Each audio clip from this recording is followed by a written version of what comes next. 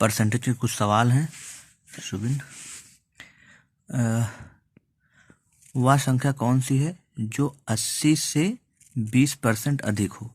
तो 80 से 20% अधिक होगी मतलब 80 गुणे 100, 120, 20% अधिक का मतलब कि 100 प्लस 20 मतलब 120, 120% का मतलब आपको बताया गया क्लास में पहले ही, बटे 100, 0 से 1 0 कैंसिल, 0 से 1 0 कैंसिल, 12 8 96। वो संख्या कितनी थी? 12 8 96 थी। नेक्स्ट क्वेश्चन पे आते हैं। आसान सवाल है।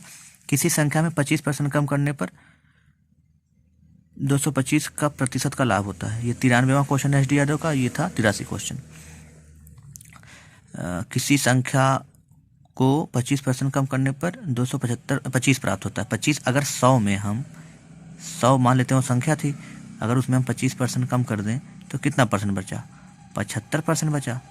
तो जब 75% बच रहा है तो वो 225 प्राप्त होता है। इसका मतलब 75% बराबर 225, 75 कम 75 1%, 75 3 225 मतलब 100% बराबर 300 संख्या थी।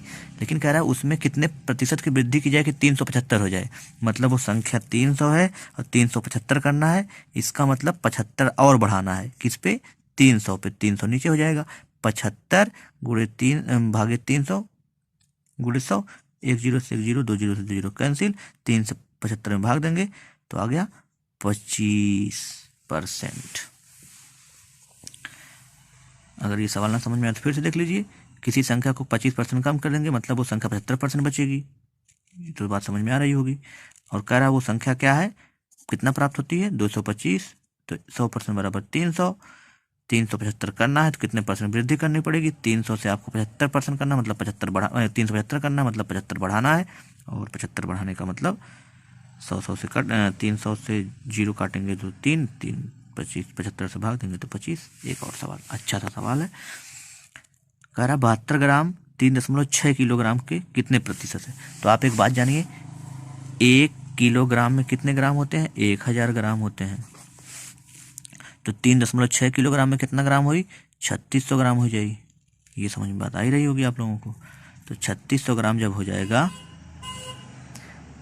हमने क्या किया, 1 किलो से गुणा कर दिया 1000 ग्राम से, ताकि 3600, 1 0 से 1 दशमलव खत्म हो गया, 3600 ग्राम हो गया। 7200 ऊपर, 72 ग्राम ऊपर, 36 ग्राम, ये सब 1 ग्राम में हो गया, ये भी ग्राम में हो गया, ये भी ग्राम में, ग्राम ग्राम से कट जाएगा, गुणे 100। तो 1 2 0 1 2 0, 36 दूना 72, मतलब वो संख्या वो किसका कितना परसेंट है? 2% है। बहुत ही आसान सवाल है। एक और सवाल आसान सा करने की कोशिश करते हैं हम लोग। मल्लिका ने कुछ कबूतर खरीदे, उनमें से 10% मर गए। 10% मर गए तो कितने बचे होंगे? 90% बचे होंगे। 90% बचे हैं कबूतर। अब कह रहा शेष में 25% उड़ गए, तो 90 का फिर 25% हमने निकाल लिया। तो 90 का 25% निकाला, 25 चौके 100, 4 से 90 में भाग दिया तो आ गया 22.5। मतलब 90 में से 22.5 और मर गए। तो 90 में से 22.5 और मर गए तो कितने बचे? 67.75% कबूतर बचे हैं। तो कह रहा है अब उसके पास 27 कबूतर बचे हैं, मतलब 66.5% बचे हैं, मतलब 27% बचे हैं, 27 कबूतर बचे हैं। तो 6.5 से इधर भाग दे दिया, 1% आ गया। 6.5 से 6.5 से इधर भाग दिया तो 1%। हमें 100% जाना है। 6.5 से इधर भाग दिया तो 0.4%। 100% जाना है, 2 0 इधर बढ़ाएं, 2 0 इधर बढ़ाएंगे तो 1 दशमलव को 0 काट देगा, बाकी 2 0, मतलब 0.4 को अगर हम 100 से गुणा करेंगे, ये 0.4 है तो 40 आएगा।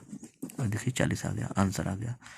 और ये बहुत ही आसानी से कई भी क्वेश्चन लगे हैं, 4-5 क्वेश्चन हैं एसडी यादव से। और भी सवाल आप कमेंट करिए, और जो भी जहाँ पे भी क्वेश्चन हो तो सब भेजते रहिए। और आप कोई डाउट हो तो आप पूछ सकते हैं। और मिलते हैं अब अगली क्लास में। तो जैसा कि आप लोग पढ़ रहे हैं और लगातार देख रहे हैं, क्वेश्चन की वैरायटी और लगातार बदलती जा रही है। और थोड़ा आसान आज क्वेश्चन हमने बताया जानबूझ के, कि ताकि आपको समझ में आ जाए। तो एक बात और कि मैं अपनी हर क्लास में कहता हूँ कि 20 तक का पहाड़ा 30 तक का पहाड़ा, 30 तक का स्क्वायर और 30 तक का क्यूब याद आप कर लीजिए, ताकि बेहतर से बेहतर आपको मैथ आ जाए, कैलकुलेशन आसान हो जाएगा इससे। तो ये ज़रूर आप काम करिए। क्योंकि ये बहुत इंपॉर्टेंट है। तो मैथ के जितने भी क्वेश्चन होंगे लगभग बता दिए गए होंगे। वो प्रैक्टिस पे आपके डिपेंड करता है कि आप कितने प्रैक्टिस करते हैं। तो लगभग सारे क्वेश्चन बता दिए गए हैं मैथ के, परीक्षा से संबंधित सारे क्वेश्चन, फेल पास से संबंधित। और अब आप क्या करेंगे, सिर्फ प्रैक्टिस करेंगे, और प्रैक्टिस करेंगे तो समझ में बातें आने लगेंगी। और प्रैक्टिस इस पे खूब करिए। परसेंटेज पे ढेर सारे सवाल हैं कई किताबों से। बाकी जो सवाल आपको समझ में ना आए कमेंट करिए और लाइक ज़रूर कर दीजिए। धन्यवाद।